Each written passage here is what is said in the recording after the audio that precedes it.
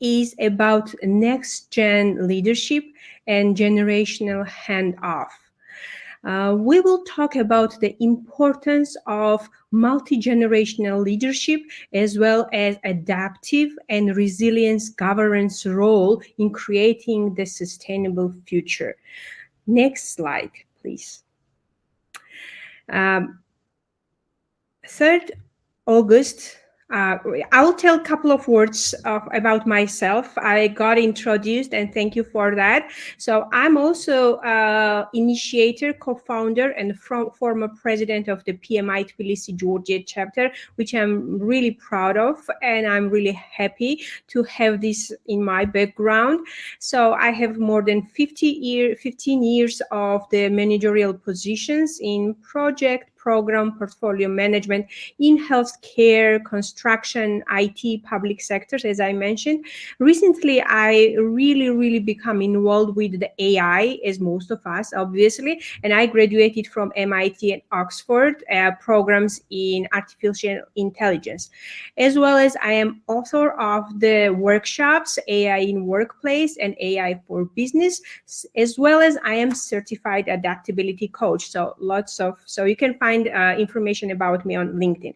But let's move on to the topic of today's discussion. Next slide, please.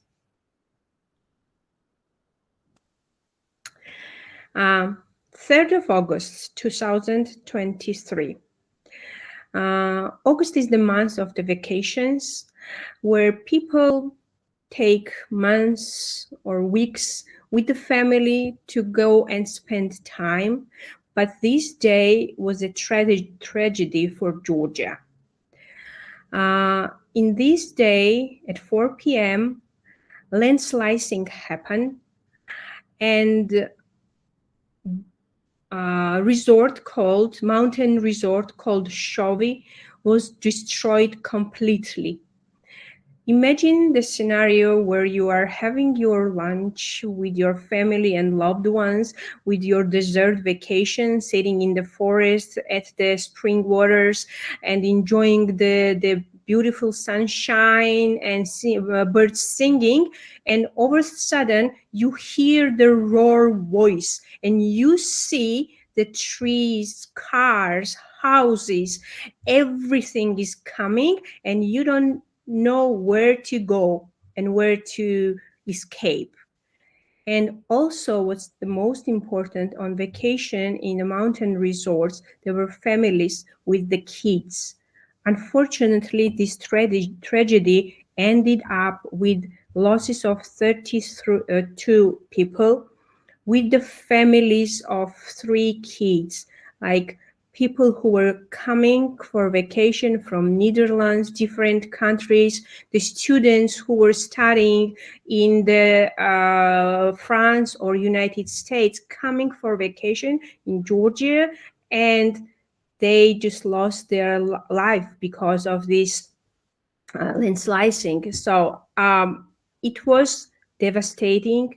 It was one of the black days in the recent history of Georgia. But when we think about how we as a nation, how we as a government, as a project managers, we withstood this and use our skill of resilience, there is lots to share, and especially with the context of the sustainability, because we all experience climate change and results with emerging number of the fires in the forest, with slicing, and you name it. Lots of global changes are happening. So here we go. What we need, and one of the topics which I will be covering is the resilience governance, adaptive governance, and inclusion of the multi-generational leadership. Next slide, please. Hi, Salvador. Thank you for joining. So the first question, I want to engage you who are attending this session. I want to engage you and ask the question about how do you understand the resilience governance, what it is, what it entails. please feel free to post your thoughts and ideas in the chat section, and we will be exploring them through the presentation. Why we need to explore this deeper? Because we should have the same understanding of the terms, so we speak the same language. We are project managers, and we know the importance of being on the same page and talking the same language. So in practical terms, in the simple words, resilience governance entails managing and directing a given activity with input from different stakeholders, including the government regulators, including the academy, including the practitioners, including the various representatives from the civil society. It often is interdisciplinary, which means that it has a nature of connecting segments and representatives and stakeholders from different sectors, different areas. And also, what is the most important, it has the approach of the exclusion of everybody with the different sectors and age and generation groups. Well, we cannot say that the resilience governance is only the one part, meaning there should be only one stakeholder involved in the resilience government. Usually, the resilience governance is built as a culture, and it is crucial for the long-term sustainability, as they provide adaptability and the flexibility to response of those crises, as I have just described in the previous slides. So there are, if you click one more, Gaia, we will see the next text for the slide. Yes, please, one more. So we talked about what is the resilience. This is the inclusion of the all different stakeholders for their opinions, and also why it is important, because they provide their background and knowledge and their intel and insights to the specific action that we are, or specific project we are working on. There are few models, and I want you to be aware of those models, and we won't go deeper in each of the models. This is not the format for this, but I want for you to be aware what type of resilience governance models exist. The first is the prudence model. This involves careful risk management, foresight and strategic planning of anticipated change, and prepare for any potential disruptions. So this is one. The second is modularity. This module refers to design of the systems in a way that each system can work independently. This ensures if one of the system components fails, the rest of the systems continue to operate. The third model, which I want to share with you, is redundancy. So this involves having backup resources and systems in place to ensure continuity in the face of any type of disruptions that may happen. The first is diversity. This is my favorite one. This incorporates a variety of ideas, strategies, and approaches that can really enhance, first of all, innovation, and of course, the adaptability. So this is the model that I'm exploring most of the time. The fifth model is embeddedness. This model refers to the integration and alignment of the organization with its surrounding environment. So we ensure that it is responsive and adaptive to the change that we have planned and may happen in the external environment. And sixth one, separate model, which is slightly like the diversity model, is adaptiveness. This is the ability to change and evolve in response to new information or changing circumstances. So this is very clear and very important to understand what these models are representing.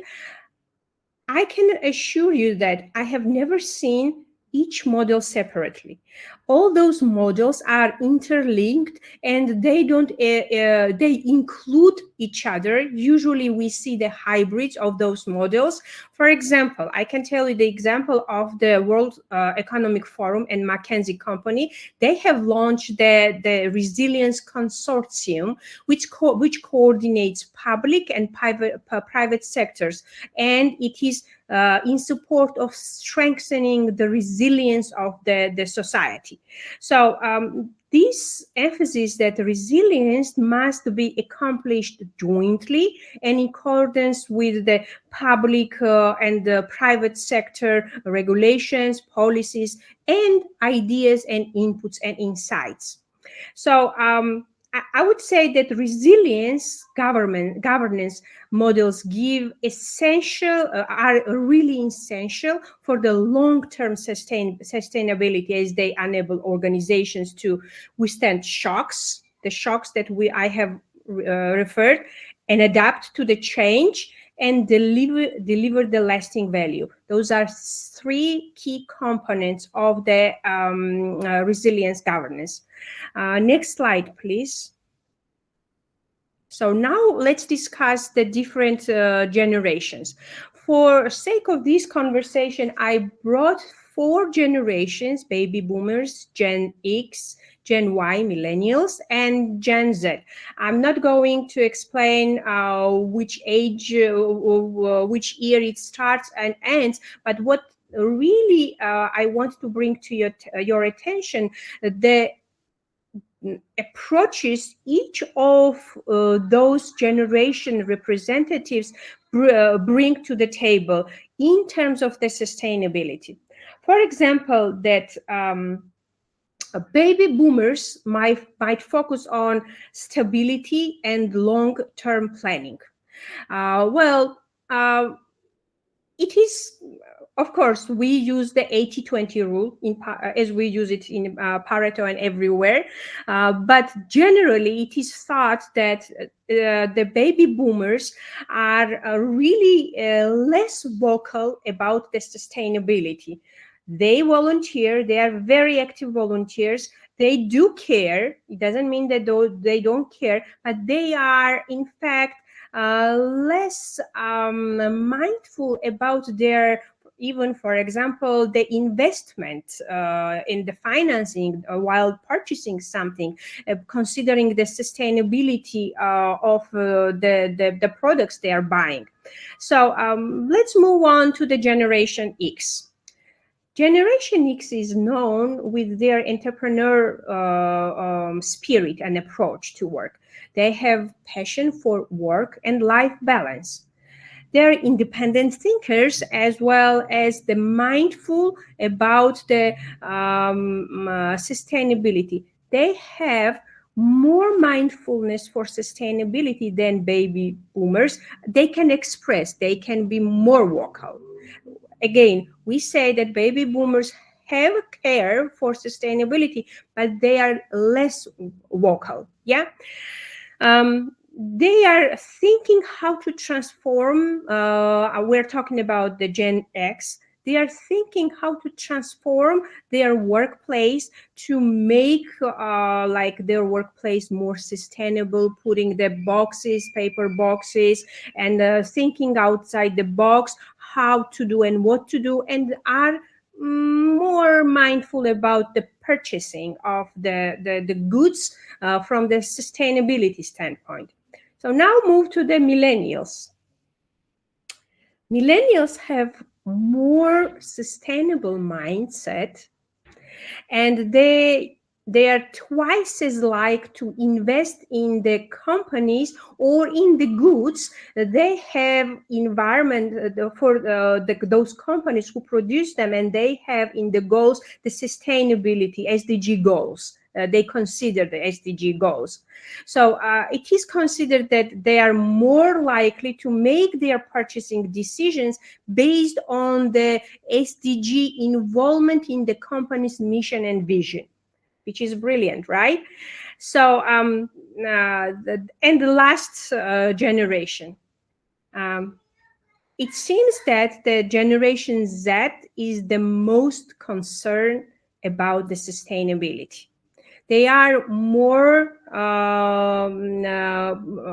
careful with the purchasing and also considering the decision making, what to buy.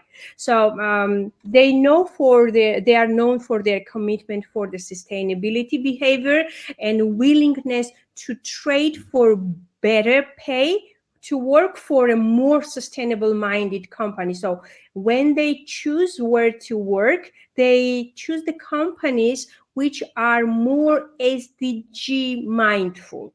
So uh, these differentiations are not that explicit, and we always use there are varieties and differences. We're just talking in a general and generalizing it. Yeah. So in conclusion, we can say that each of those generations, they have their specific approach to the governance and sustainability, and all those approaches are coming from their experience and historical events which occurred in their lives. So any event that happened in their life has a direct influence on their approach, which approach they are using. So next slide, please.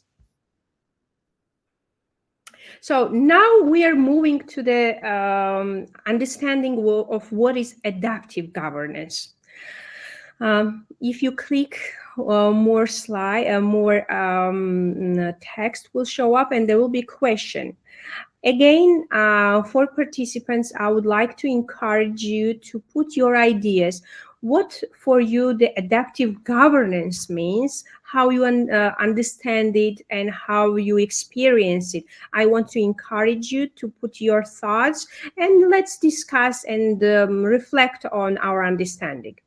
Um, from my perspective, and also the experts who work on adaptive governance, adaptive governance is about the flexible and responsive, fast response to the changing circumstances. So this is flexibility and responsiveness, the timeness of the responsiveness to the changing environment. Yeah. uh, we have to be we can compare the adaptive governance like sports teams. For example, the sports teams, they have worked on their different tactics, different setups, but when they go on the field, based on what they see and what circumstances, what is the opposing party is doing, they are adjusting. They are not sticking with their initial plan, or even sometimes they change their strategies, right? They are open to the change, but that change is pretty quick. So they adjust very quick. So we can say that the teams on the, if they don't change, then they are in a position of not winning. So it's also to have some teams not changing, but then they are losing their opportunity and the winning position. Um, uh, Having this adaptability mindset and governance is really important when we're dealing with the things like taking care of the environment or managing the shared resources. We need to be able to change our plans based on the information which is changing dramatically, changing constantly, every day, hourly, and be as quick as possible to adjust and apply those environmental changes into our plans. So in nutshell, to summarize, adaptive governance, it's all about being flexible and responsive. It's about being able to bounce back from challenges and keep going towards the goal. So for example, We all have this type of bounce backs on individual, project team, organization, even the government and nation level. So this adaptability governance is required in every level. So I believe that adaptive governance is crucial in meeting evolving societies and environmental challenges in relationship to SDGs. And there are several challenges that we are facing for in these terms. If you click Gaia for the next topics, one more click. So the environment, we all agree that the challenges that we are facing, they are more dynamic in nature, and society is not static and environment is not static. Whatever was valid even 1 week ago is not valid anymore. So we want to be mindful about this, but this is a really challenge for us as a project managers, as well as the people who are mindful about the sustainability, to always have a hand on the pulse of the changes that are going around us, to be quick enough to respond. Another challenge that we are facing is a complex interconnection. The SDGs are deeply interconnected. Progress in one area affects another area. It can affect positively or negatively. So we need to be agile and responsive to those unexpected changes in one SDG which affects another SDG. So everything is interconnected. And by the way, about the connections, I don't know if you watched the documentary on Netflix. This is my favorite, about the connections, how interconnected we are, and how interconnected environment. For example, if there is a storm in Sahara, the dust goes to the beaches and to the US. So it's so interconnected from environmental standpoint as well as the project management standpoint. The another challenge we face is the innovation and learning, and why it is a challenge. As we implement strategies and initiatives for the SDGs, we'll learn more about what works and what doesn't.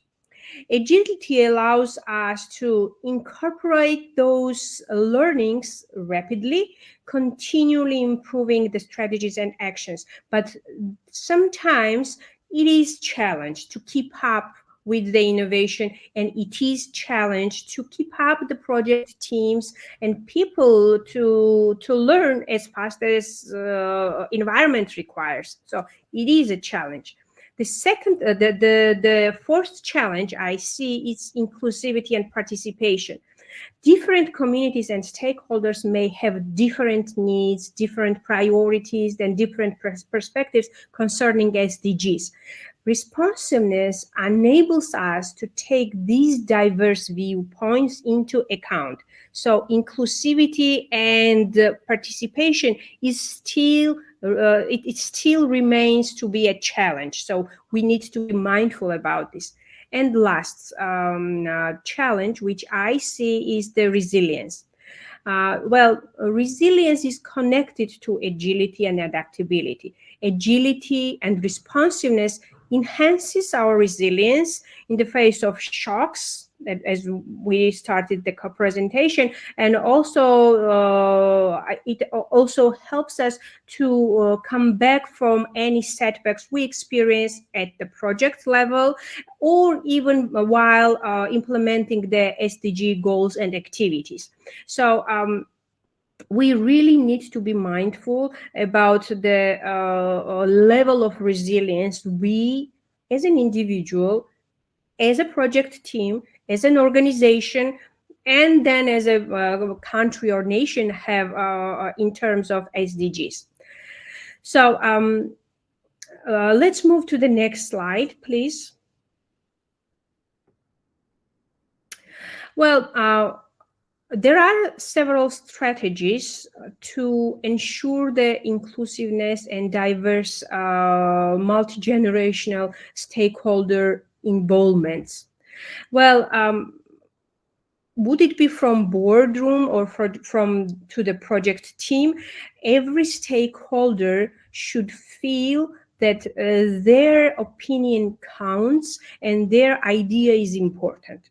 So here I have listed some of the strategies, not all obviously, but some of the strategies that we can exercise in order to involve different generation stakeholders. Remember, we talked about the different approaches they have towards the sustainability. So now we need to exercise different strategies to get them involved and keep them engaged. So the first one is the diversity. So diversity is very common strategy, and I'm sure most of us are doing this in our projects and in the activities for implementing SDGs. The diversity is to bring diverse group of people together and include representatives from different generation, different gender, and these actually can lead definitely to the innovative and comprehensive solutions. The second strategy I want to highlight is independent opinions. Well, we all exercise those strategies. This is collecting independent opinions from the diverse generation stakeholders. So this ensures they still are involved. It's not bringing them together, but still considering their ideas. But it's the different strategy.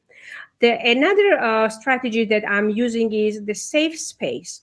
So everybody involved in the projects, in the SDG activities, they should feel that it is the safe space for them to engage and to be involved. And it's not easy with this cultural difference and with this global diversity we have. It's not always easily achievable, but we should know and we should have a goal where we are striving to achieve. The next also strategy, which pretty well known, is devil's advocate.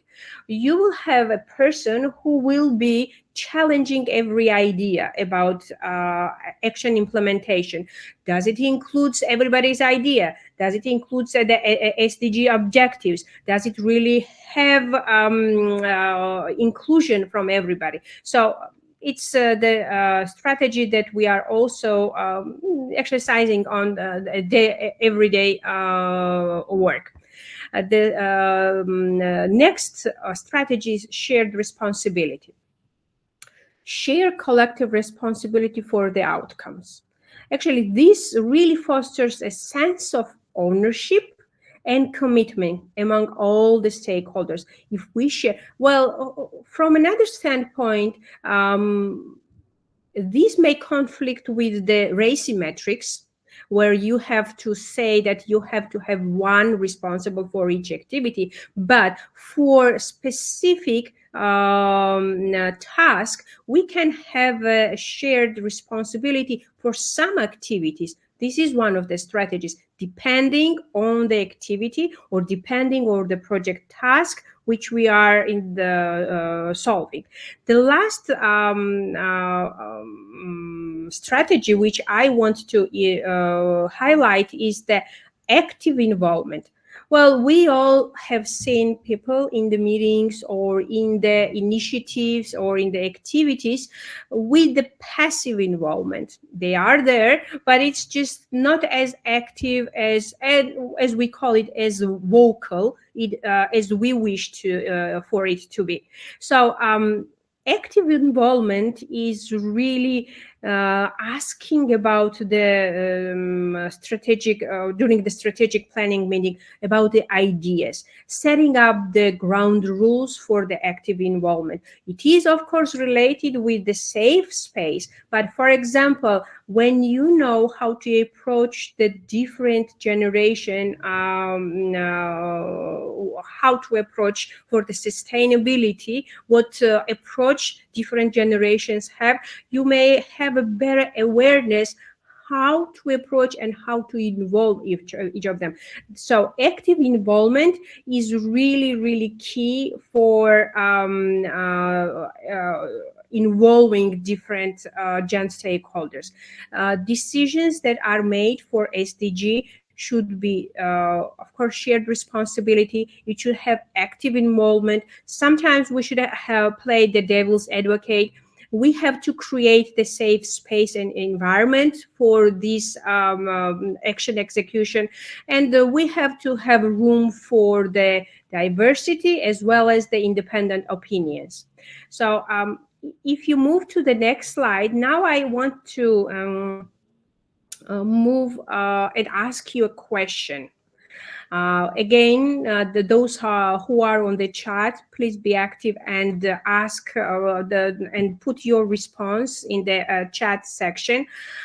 What PM techniques can you think of that enhance and adaptability when collaborating with a multi-generational network of stakeholders?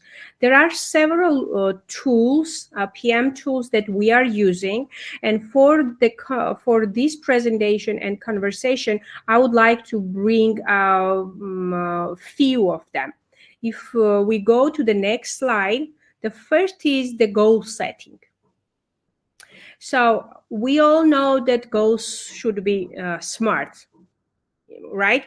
But I would highlight that the goals, as advocates for the sustainable future, we have to align them clearly and have a measurable goals with sustainable objectives. We always can consider the sustainability in our goal settings while developing the project goals. The second tool which I want to highlight, of course, stakeholder management. And when we talk about the multi-generation leadership, we always mean also the stakeholder manager knowledge area, right? We have to incorporate diverse perspectives and build consensus around sustainability.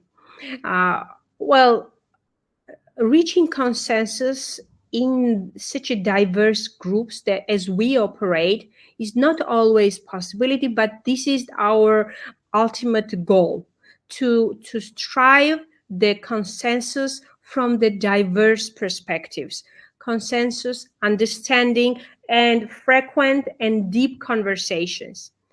The next tool which I want to highlight, which we as a project managers are utilizing, and we can also think about the sustainability from the sustainability perspective, is the risk management. So we have to identify and mitigate risks which are associated with the sustainability initiatives. Well,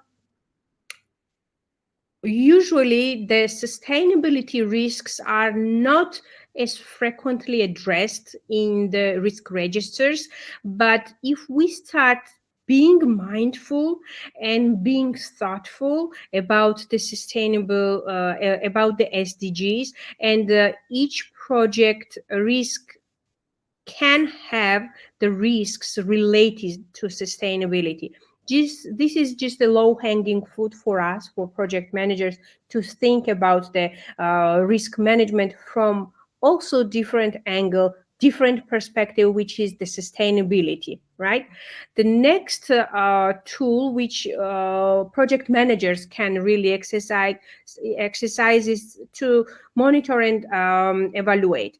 We have to track the progress and adjust the strategies to ensure that initiatives for support of sustainability are included in our project. be vocal about it, be mindful, and bring the monitoring and evaluation portion. Well, the big organizations, international organizations, they have, of course, is well established SDG procedures, but we can also exercise and be put our part and put the we say that put your put your input in your understanding in the entire scheme. Yeah. The last portion is the resource allocation. Well, using resources efficiently is one of the key to the project managers, but it is also a key aspect, I believe, for the sustainability of being mindful about the resources. So with that, the sustainability approach is in line with the mandate as a project managers have for the efficient resource allocations. Next slide, please. And I cannot underline the importance and could not avoid including the importance of the role of the technology for the sustainability aspect. Well, technology really is makes the adaptive governance structures really future ready, and it can be expressed in several ways. So technology enhances communication and collaboration, and it really makes it easy communication between different generations and different age groups, right? This can help in bridging the generation gap and also fostering a more inclusive and diverse governance structure. This is the first. The second is the increased flexibility and responsiveness. Digital technologies can provide the resources and information needed to adapt in new situations and challenges. And all these can really enhance the agility and responsiveness of governance structures, making them more adaptive and changing with the changing circumstances. The third one is data-driven decision making. We have lots of data, and it really enables to collect and analyze large amount of data. This data can be used to inform decision-making processes and ensure that they are based on the accurate and up-to-date information. And it really gives us the power of adaptability and resilience. Automation and routine tasks. Of course, we all know that if we get rid of as much as possible routine tasks, we will have more time for more issues like thinking about the sustainability, talking about sustainability, discussing the ideas and sharing the ideas.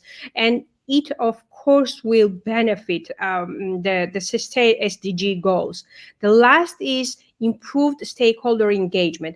With these new technologies, we really can improve the stakeholder engagement, and with the adapting to the different approaches, adapting to different needs, different requirements. So we have a choice. We have a choice, and this gives us the flexibility and opportunities as well. In summary, I think my time is getting to the close.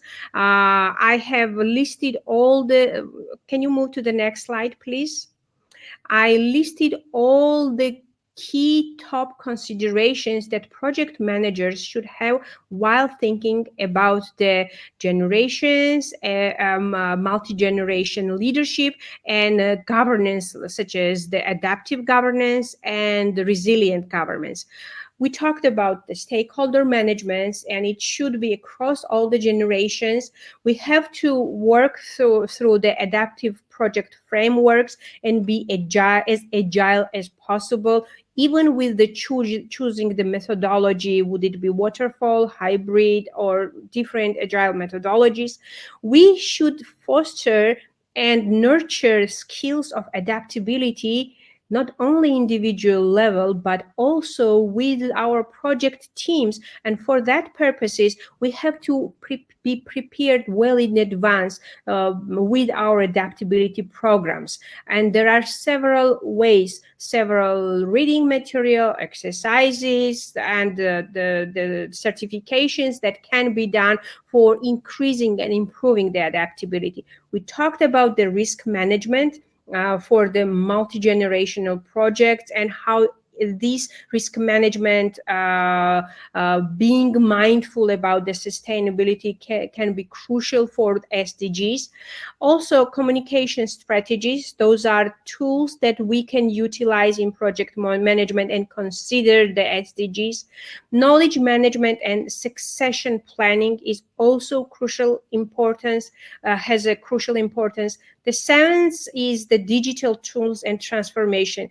Don't underestimate the power of digital tools with communication with the different generations. It brings the gap to the closure with the different generations. So it is very important, but not underestimate and not overestimate it. Too much may bring the gap even farther, and too low may just create the gap even bigger. Yeah, we have to have cultural competencies in our team, and this becomes really a big topic. I believe in project management, and have a bit feedback and continuous improvement in mind, as we all do in agile project management. So, in conclusion, I urge each of you to engage in a meaningful intergeneration dialogues within your own organizations and networks. Remember, every generation has unique insights and perspectives to offer, and it's only by leveraging these diverse viewpoints that we can truly drive sustainable change. Thank you very much for your attention. And I would like to complete with the next slide, which is about adaptability. It's Charles Darwin's very well known phrase. It's not the strongest species that survive, nor the most intelligent, but the most responsive to change. Thank you very much. It was a pleasure. If there are any Q&As, I would be happy to questions. Lela, thank you so much. There's nothing coming up in the Q&A yet, but there is still time for the people listening if you'd like to type something into the Q&A or into the chat now. Lela, that was fascinating. Thank you. And I remember a little while ago, I mean, I'm a millennial, and I did end up in an argument with a boomer. This does happen. And I think I was sort of wondering, I think one of the challenges is particularly when you're talking to the, more like my grandparents' generation, it can often feel like a really negative conversation, as in like quite a lot of the time, like it feels like the boomers feel that we're blaming them, and they don't want to be blamed, and so could you give us some advice about, how can we approach those sorts of discussions, especially as there aren't that many people who are older who like to be challenged by people who are younger, in the same way that when a 6-year-old challenges me, I'm like, well, you don't know anything, you're only 6. Do you have any advice for how to approach some of those conversations? Um, while I'm going through these disruptions that AI has brought to us recent years, I realized that one of the keys to any challenge between the human beings, would it be baby boomer, would it be millennial, Gen Z, Gen Y, it doesn't matter. This is empathy. Hmm. It's empathy. For example, if you would consider, and also baby boomers also, we all want to have a good relationship and have an understanding, mutual understanding about, and we have all good causes. If we have, first of all, empathy, and the second, we are aware of the different approaches that we have as a generation. For example, for the next time, if you go to your grandfather, just say just about these conversations and the presentation that we have. And did you know that the baby boomers are like that? Not everybody. They may not completely come with the consensus, completely agree with you immediately. It's impossible. But they will start thinking, as well as you will start thinking. They behave the way they do, not because they are against, are in conflict with us, but they are shaped the way because of the environment that was around them, because the things that happened to them historically, to the country, to the organizations they worked with. So they are like shaped during all those years. So, well, when I think, you never know how you will be shaped for the next 50 years, right? So nobody knows. So the advice will be, have an empathy, first of all, and also have an awareness of about these different generative approaches to the sustainability, and not only sustainability in general as well. Brilliant, thank you. And we have got one in the Q&A, so we've got maybe 2 minutes. Um, Imran asks, what are some effective ways to equip project managers with the soft skills, power skills in this fast-changing world? Well, I really I'm really supportive of um, having skills of different five top skills, which I really believe are the future of the human being, because any routine tasks, any tasks that are related to the data and calculations can be done in seconds by the machines, and we all know that it's Mm-hmm. right. But what we need to work on is, first of all, resilience. Mm-hmm. We need to work on that. We need to work on our skill of unlearning. Okay. We need to work on our skill of mental flexibility. Mm-hmm. For example, having in mind two different ideas, two conflicting ideas, which may suit for specific circumstances, right? What I also really support, one skill which my friends are arguing, is it teachable or not, but I believe it is teachable. It's grit. It's like a ability to withstand and to get to something you really desire.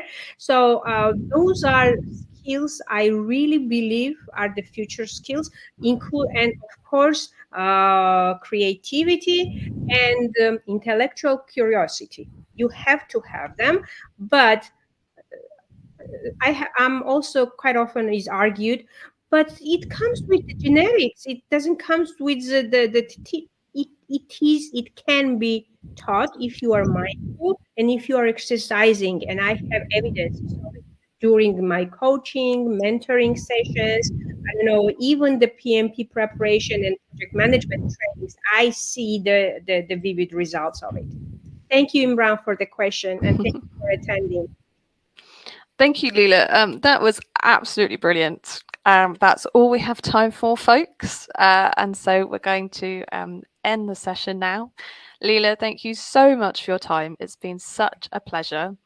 We'll have another short break now, and there are some more epic sessions after the break at 5 past. Thank you, everyone. Thank you for having me here, and bye bye.